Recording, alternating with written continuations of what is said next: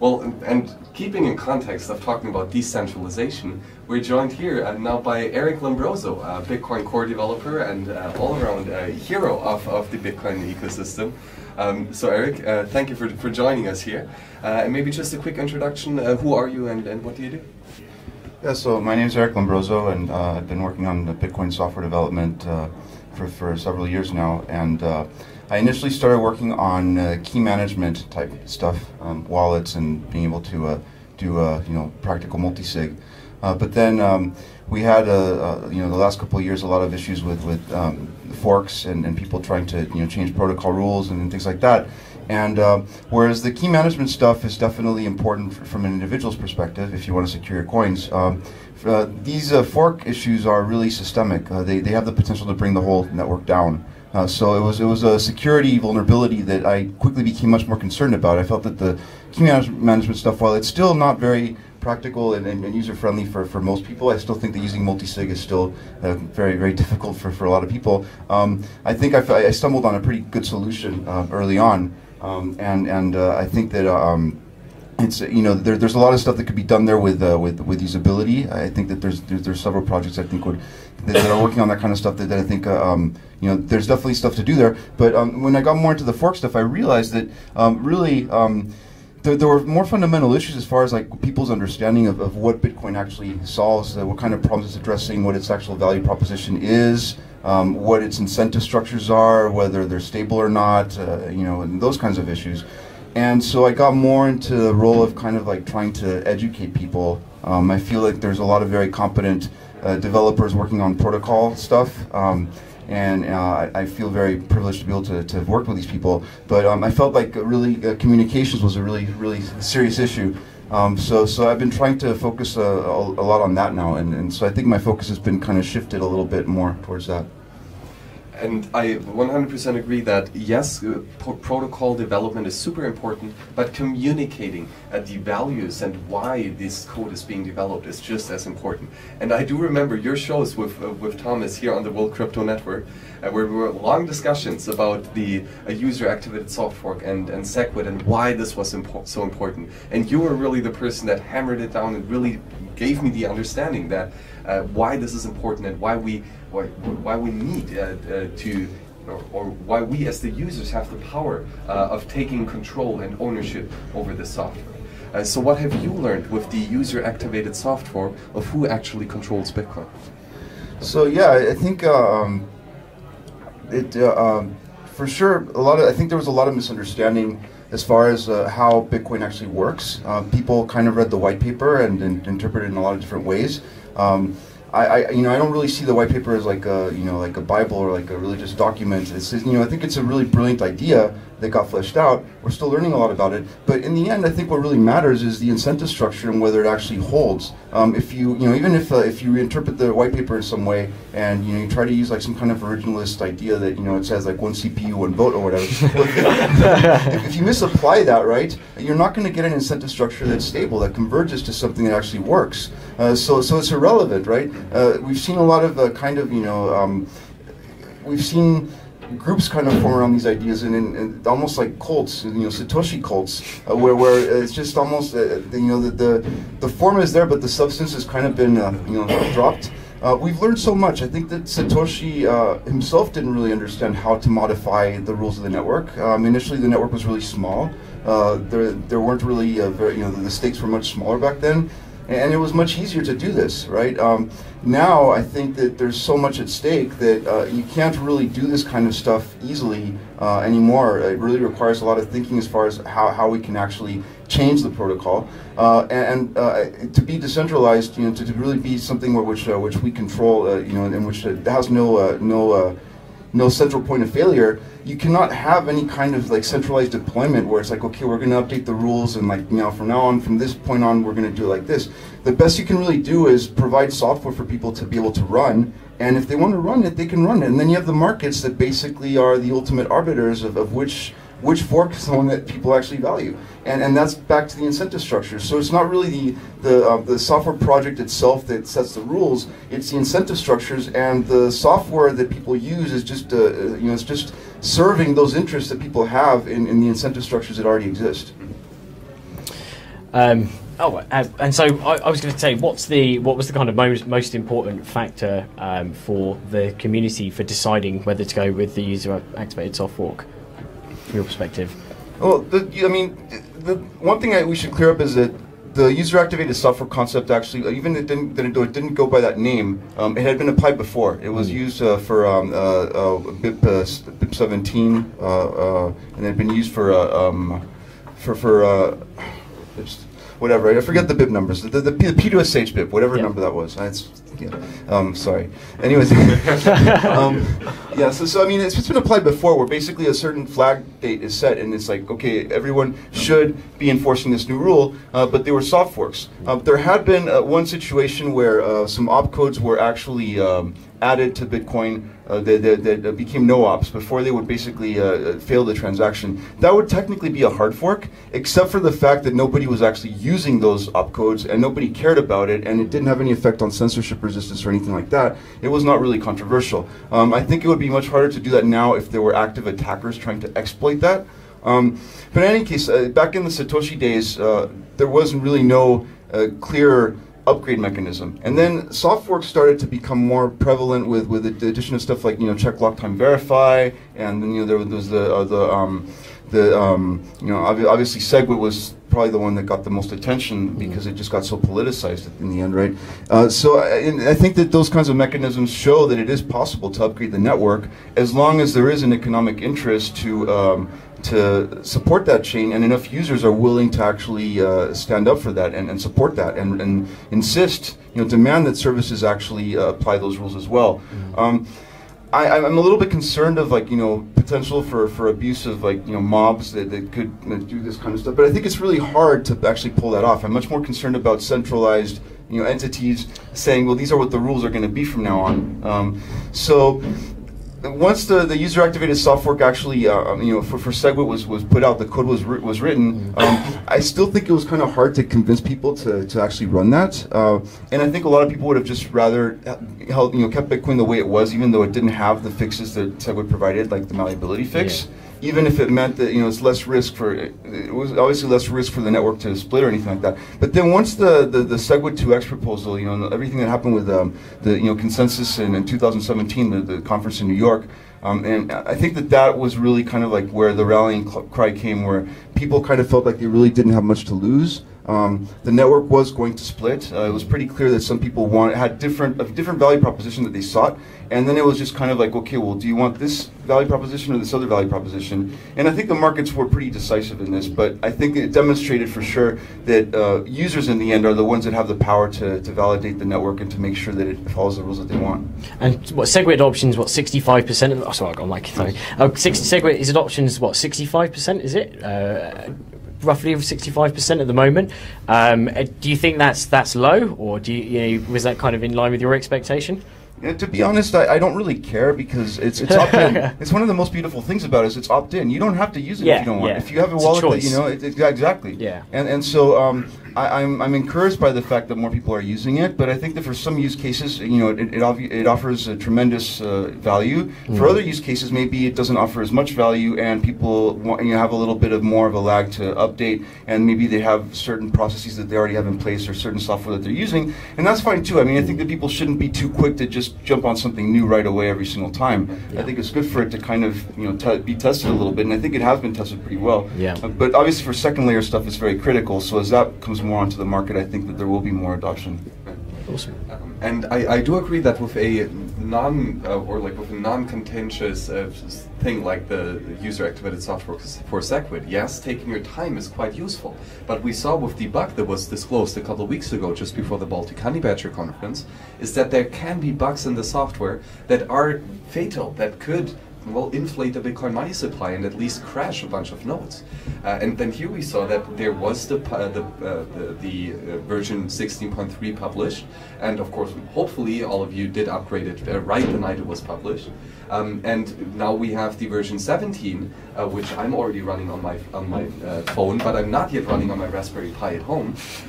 So there are you do not have to upgrade, right? But for a bug, you should upgrade. But now looking on the network, I think there's still only 20% of all the nodes are 16.3 or 17.0, so the vast majority of the network is still susceptible to debug. So seeing this with a critical issue, this slow updating mechanism, is this harmful or is this actually a good sign of decentralization? Well, in this particular instance, I think the most important thing is that miners upgrade. As long as the miners are running the upgraded software, it's very unlikely that, that the users will be affected. In order to actually exploit this bug, you need to mine a block that is malformed in a particular way, which means that it's costly. The attacker has to expend a lot of resources to do this, and you have to ask yourself whether they really are incentivized to do so or not. There could be scenarios where they could be, but even if some miner were to exploit this bug right now, the worst that might happen is a lot of nodes might get pulled off the network. It could have some effects for propagation of transactions and blocks on the network and stuff like that, but it's not really going to affect the blockchain fundamentally. If it affects the blockchain fundamentally and it threatens to split the chain, then I think we're talking about a systemic issue. If it's just some users that didn't update and maybe they have some inconveniences because of it, it's not systemic. It's just those particular users that have the problem. So I think we need to distinguish between those two things. But do you think then, if there is a bug that is of systemic risk, how can we make sure that we have a fast and quick update mechanism? Well, I mean, it's kind of like a double-edged sword. On the one hand, I think it's a good idea to run even older versions, given that you don't have critical security issues that have been found in them, right?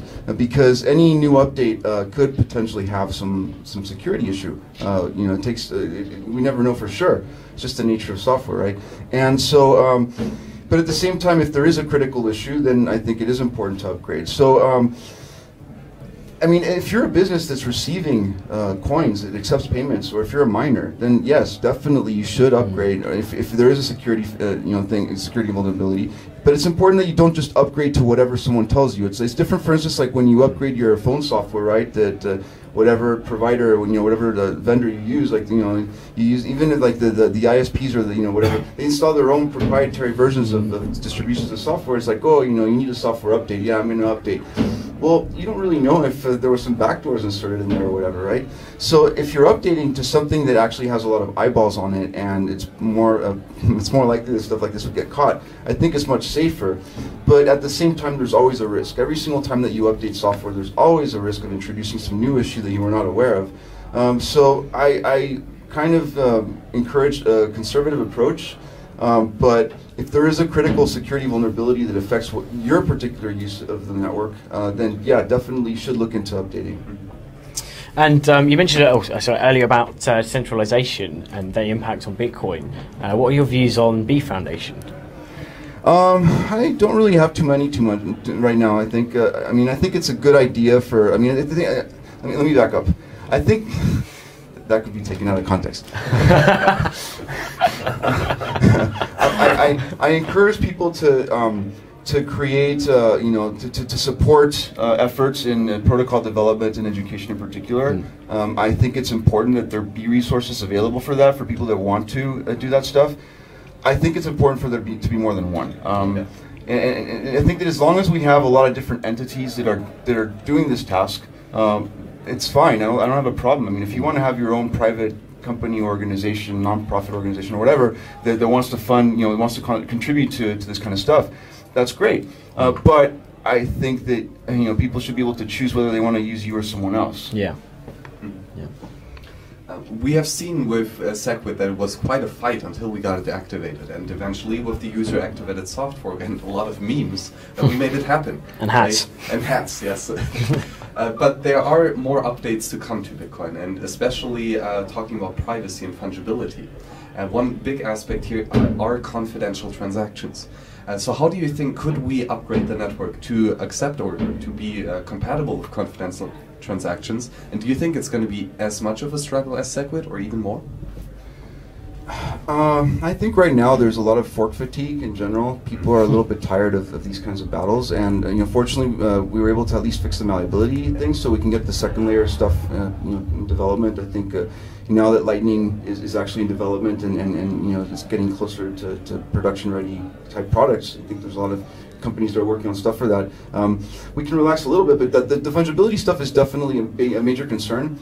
And I mean, SegWit actually allows now, I mean, they added the script versioning stuff, which was one of the, besides the malleability fix, it was one of the additional things that we kind of got for free. It's kind of like, well, if you're going to do this, you can also add this thing into almost at no cost, right? So why not? But it does require a soft fork to actually upgrade the script. With script upgrades, we could actually support much more sophisticated crypto primitives that would allow for stuff like confidential transactions, or Schnorr signature and signature aggregation, and then taproot and all those kind of. There's a lot of really interesting stuff that could be done with this kind of stuff, masked, and I think that even though from a technical perspective and like from a cryptographic nerd kind of perspective, it's wonderful that you can do all this stuff, but from a practical, economic, and social standpoint, getting this adopted is going to be a challenge. There's definitely politics involved. I think that we saw a lot of attempts at horse trading with SegWit, where it wasn't really that people were opposed to SegWit per se, but they wanted kind of something in return for supporting SegWit, right?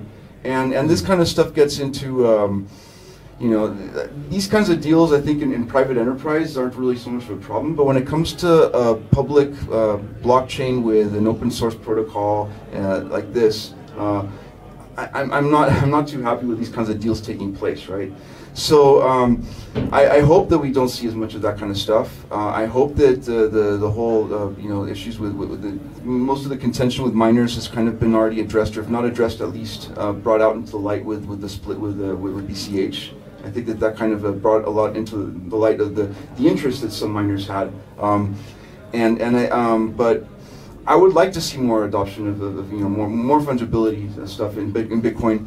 But for now, I still think that with second layer stuff, or with cross-chain atomic swaps, or side chains or something like that, maybe it's possible to introduce some level of fungibility somewhere else. But of course, having base layer fungibility would be the ideal for currency. But there's a flip side, though. I just wanted to add that if you do have that kind of level of privacy, it does prevent you from doing macroeconomic analysis of the network in a lot of ways to assess the health, for instance, of like a Bitcoin days destroyed, or like whether you're getting a lot of small transactions being moved with like small amounts, or whether it's more larger transactions, like aggregated economic data that is not necessarily linkable to identities, right? So we do lose that. So there is that trade-off as well. Okay, yes, and it is, of course, on the one side we need to develop the software, and that is what the core process is all about. But then, as you said earlier, we also need to communicate what this is all about. So how do you think can we improve the communication, and what can non-developers like we, how can we support the network in spreading adoption and spreading awareness? I think it's important to phrase the value proposition of Bitcoin in a way that's intelligible to people that don't necessarily have a very deep background in computer science or economics, or it's like you really have to kind of. I mean, when I came into this, I really came into it from an engineering background. I didn't really have much. I didn't really understand all the other aspects of it as much. I kind of had to learn about Austrian economics, and I had to learn more about game theory, and I had to learn more about even things like public relations or politics and whatnot. It's like there's so many different areas that really it's like I never did this before, right? Mm-hmm. So it's important to phrase it in a way that I think people can relate to. I think most people in developed countries have some pain points. For instance, obviously they have to pay taxes. They have to if they hold money in a bank, there could be fees associated with that, and we have negative interest rates in a lot of situations and stuff like that. There's a lot of predatory lenders that are abusing the system, etc.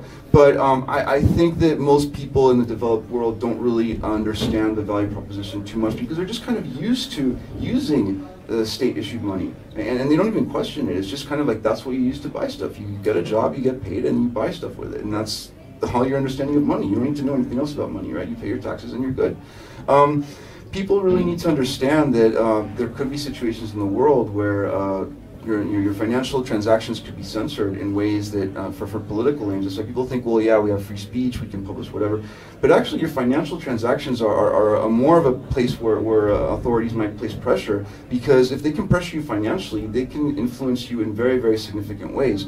And we're kind of slipping into surveillance state in a lot of aspects, but financial surveillance, I think, has been a really huge thing that's been encroaching on our liberties, especially in places like the United States, which supposedly has freedom of speech enshrined in this Constitution and everything, right? Well, yeah, okay, you can publish something in a magazine, and you can't technically be put in prison for publishing that, but you could have all your financial, all your assets cut off, and all your financial support, all your banking support cut off completely, right? And so, if you're broke, it's kind of hard to publish more things. So I think more people need to understand this, and the fact that Bitcoin and cryptocurrency gives people more, financial self-sovereignty. It gives you full control over your own money, and you can store it in a way where before, if you wanted to store your own wealth, you could store it in a fortress, right? But with Bitcoin, with cryptocurrency, it's basically just numbers. You have a set of numbers that is just a secret that nobody else knows. You know those numbers, nobody else does, and you can secure $1, you could secure $1 million, or $10 million, or $100 million with those numbers, right? And this is a really important breakthrough. It's something you don't need to have a huge fortress with, defensive, a whole bunch of defensive capabilities, and be able to stave off attacks from state actors that want to, throw guided missiles and stuff at you. I mean, that stuff just doesn't apply in this realm, and that's absolutely amazing. And what do you see? Do you see any major threats to Bitcoin in terms of its general proliferation? Any in the near future? Any particular governments that you think are going to crack down or anything like that? I mean, I think we're already starting to see some of that. If governments can't really outlive, then infiltration and kind of changing the narrative and trying to maybe use typical divide and conquer tactics, trying to split the community, Trojan horse style. Yeah. So I mean, if there aren't any actual cryptographic or technical attacks that are done, or legal attacks, and we start to see this, at some point, if it really starts to grow big, then yeah, I mean, there could be situations where they try to make an example of people and throw people in prison for using Bitcoin or whatever, unlicensed exchanges or whatever. I don't know, but its decentralization really rests on all of us defending it and having the courage to actually stand up for it, and being just too many. We're just overwhelmed by just sheer force of numbers. And that is really important, that we need to emphasize that these rights are not given to us. They are inherent for us as human beings, and we need to claim them, we need to assert them. And of course, Bitcoin is a way to assert your financial sovereignty, but that is not everything. And so how do you think that we can utilize technologies to claim our liberties in other ways other than the financial sector? Well, for instance, account management in general, just like managing your accounts online, password managers and all this kind of stuff, it gets really complicated for most people to be able to deal with this. So a few entities have kind of popped up to make it easier for people, but then there's more centralization points. And I think it's a fundamental trade-off, and I don't think we're ever going to completely overcome it. I think that people do sometimes seek convenience, and they're going to give up some of this sovereignty in order to have that convenience. But what's important is that we have the choice.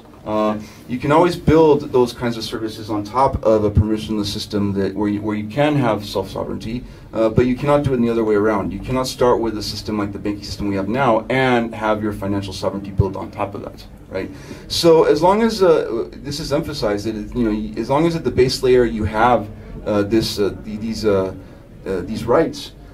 People, if they want convenience, they can always delegate to others to take care of stuff for them, and I think it's natural for people to do that. It's just the way. I mean, we can't possibly do everything in the world. It's just division of labor is such an important part of any modern industrialized society, right? So people are going to delegate some of this responsibility to other people, and there is going to be trust, and there are going to be legal contracts that try to enforce these kinds of things, or people word of mouth and reputation, whatever. These things exist in society, and we're not going to get rid of them. I mean, there is trust. Trust is an inherent part of the human condition, but at least you have the choice of whom to trust and what to trust them on, and I think that that's really what's important.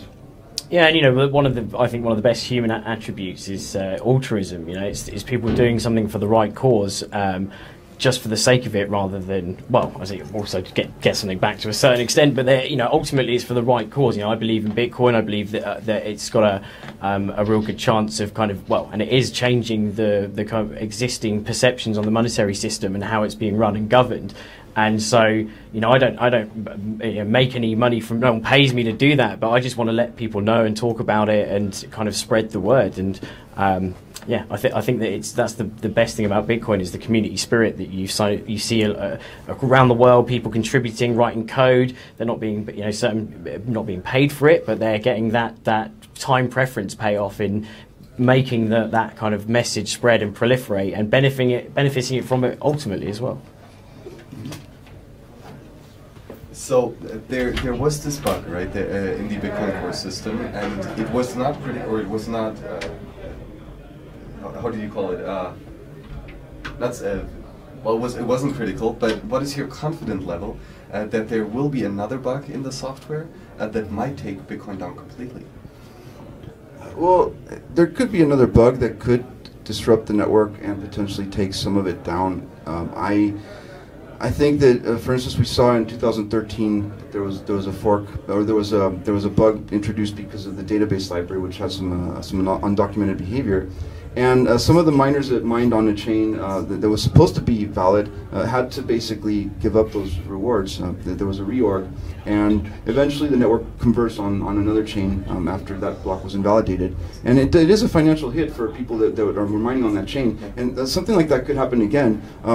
Also, if you have merchants or people sending coins to back and forth and stuff during this time, there could be issues with double spends and other problems where people could lose money that way as well.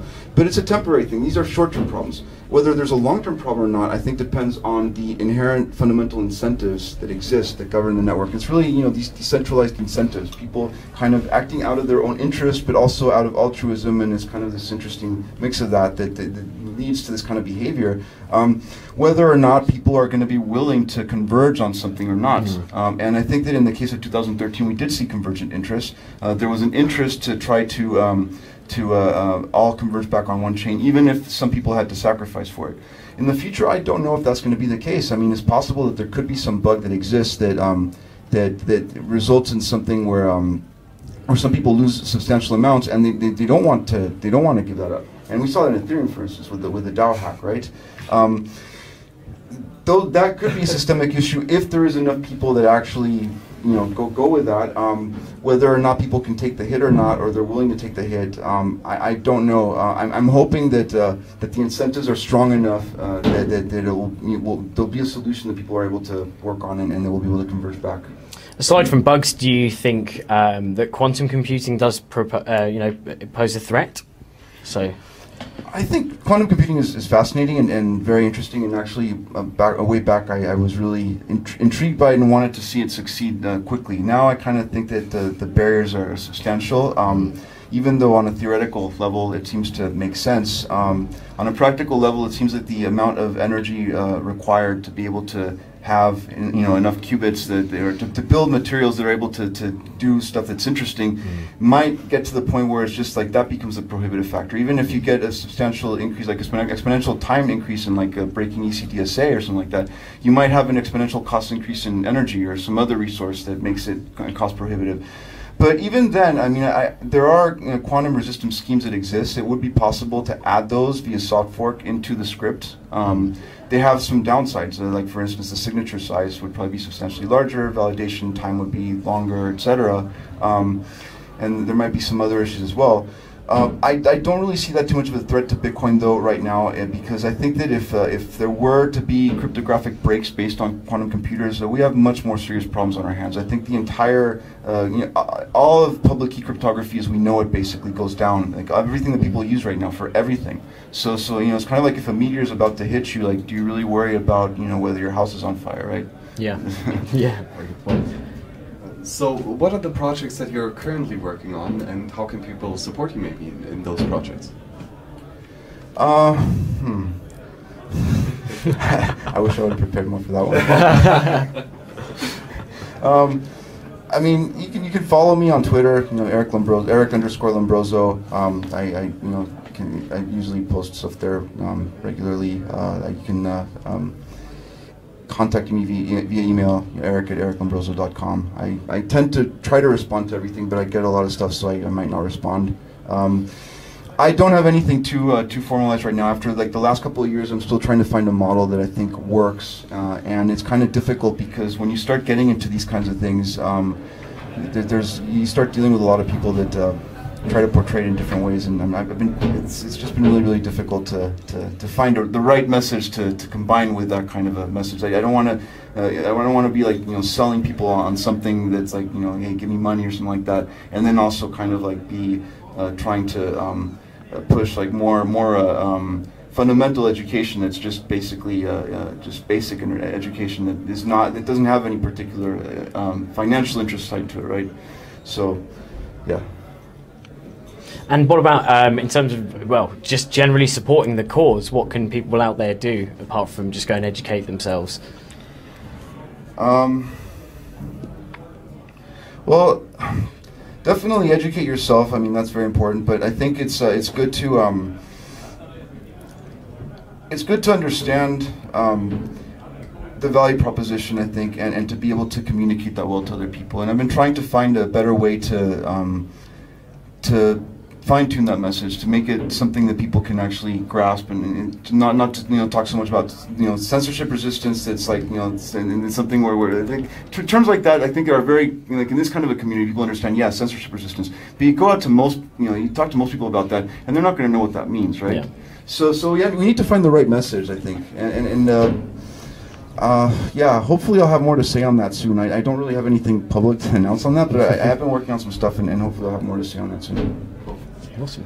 Well, Eric, thank you really for everything that you've done, for kicking Segwit through the door and like getting it on the network. That was fantastic, and thank you for all the other work that you've done on this network, and it really truly is appreciated. And also thank you for coming here on the show on the World Crypto Network, because it is important that the audience can get access to amazing people like you and can get a feel on who is working on Bitcoin and why, because that is, as you said, is important to communicate the value proposition. So again, Eric, thank you very much for joining us. Awesome. See you on the next show. Thanks for your time. Thank you for having me. Awesome. Take care. Thanks very much.